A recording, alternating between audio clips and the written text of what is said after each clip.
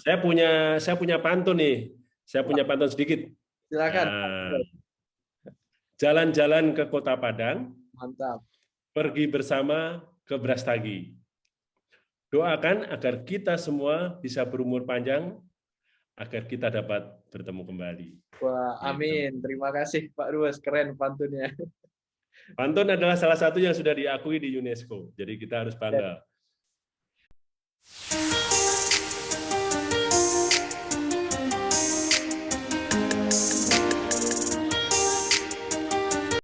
Terima kasih sudah menyempatkan untuk hadir nih di podcast virtual saya. Oh, oke. Dengan senang hati. Nah, Ya. saya ada beberapa pertanyaan nih untuk Pak Dubes nantinya nih. Oh, oke, Pertama-tama, silakan, silakan. tentang COVID-19 nih Pak Dubes. Kira-kira kondisi Ya. pandemi sekarang di Bangladesh bagaimana nih? Kebetulan kan Pak Dubes baru tiba nih di Bangladesh. Hmm. Hmm. Kira-kira pada saat tiba di Bangladesh, what is your first impression Pak Dubes melihat kondisi pandemi di sana? Terima kasih atas kesempatannya. Assalamualaikum warahmatullahi wabarakatuh. Waalaikumsalam. Pertama menyampaikan apresiasi kepada Dimas ya, sudah mengajak saya untuk bergabung di podcast. Saya baru 1,5 bulan, disclaimer aja, di Dhaka ini. Ya. Saya sebelumnya bertugas di Konsulat Jenderal Republik Indonesia di Sydney, Australia. Luar biasa, negara ini negara yang sedang berkembang, meskipun saat ini statusnya masih LDCs. Ya, namun demikian akan graduate kurang lebih 2 tahun lagi.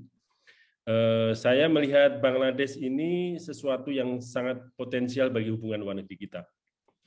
Untuk kasus COVID sebenarnya relatif sama, namun demikian perkembangan laju negatifnya relatif cepat di Bangladesh dibandingkan kita.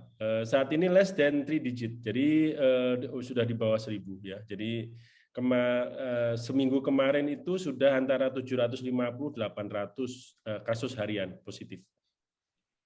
Jadi sudah sangat baik sekali dan relatif protokol kesehatan masih tetap diterapkan dengan pakai masker, ya, kemudian jaga jarak. Namun demikian di lapangan saya melihat kehidupan sudah mendekati 100% normal, gitu ya.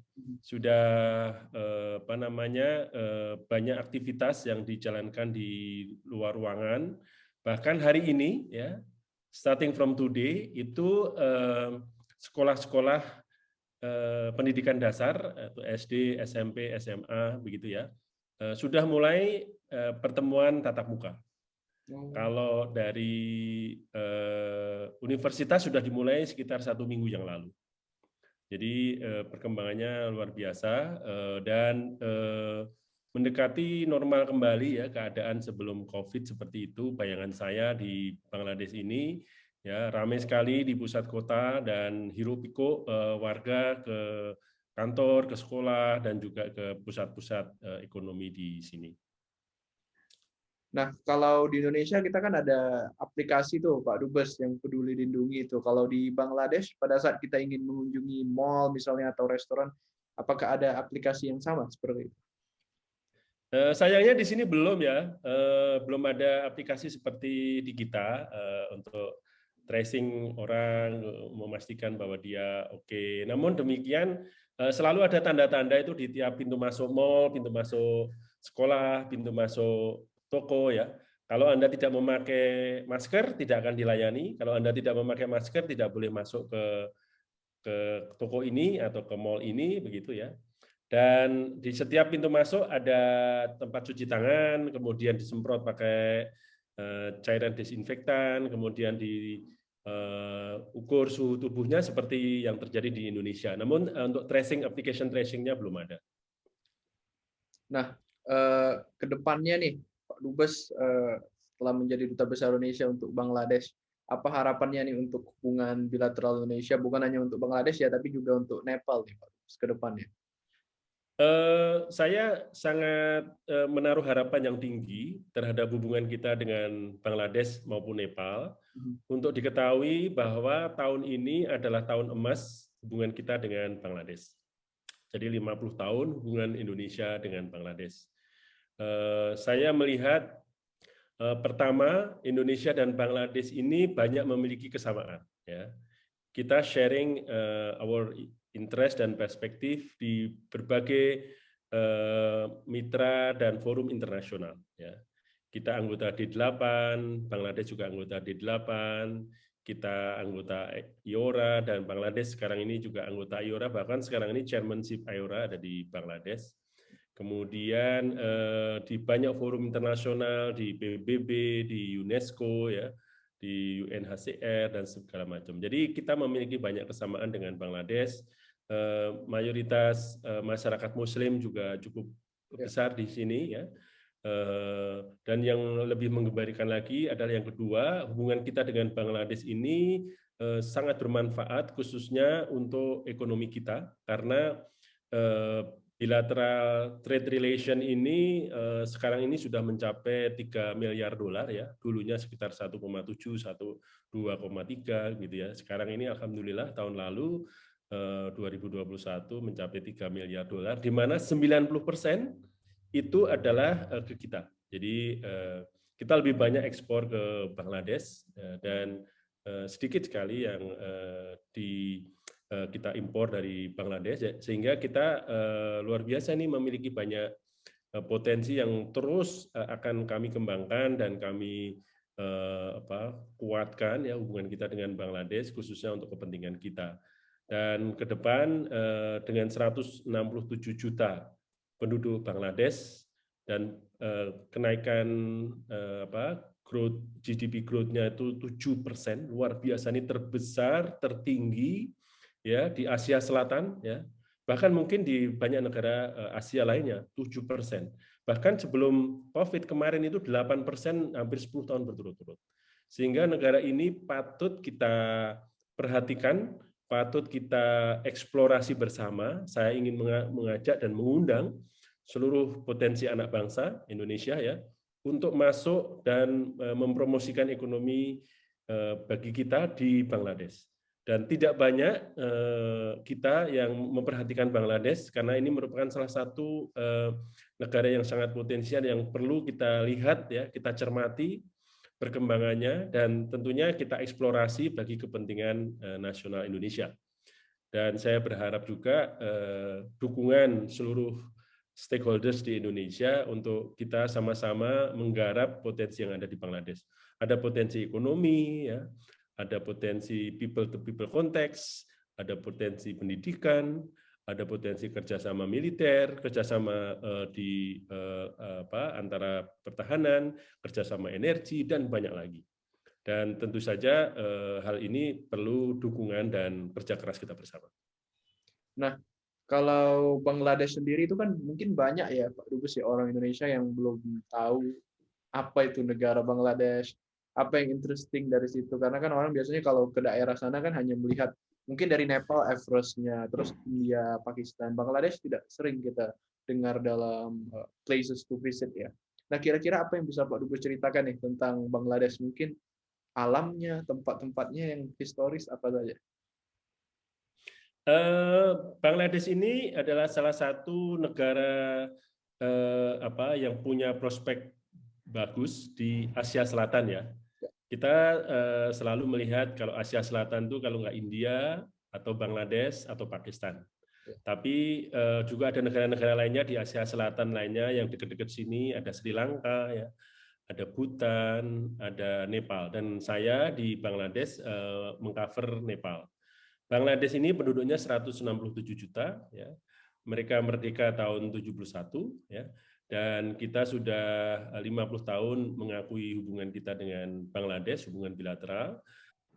Kemudian saya juga melihat potensi Bangladesh ini dari sisi people-to-people konteks. Ini juga penting, peran yang harus dimainkan oleh masyarakat madani kita terhadap Bangladesh.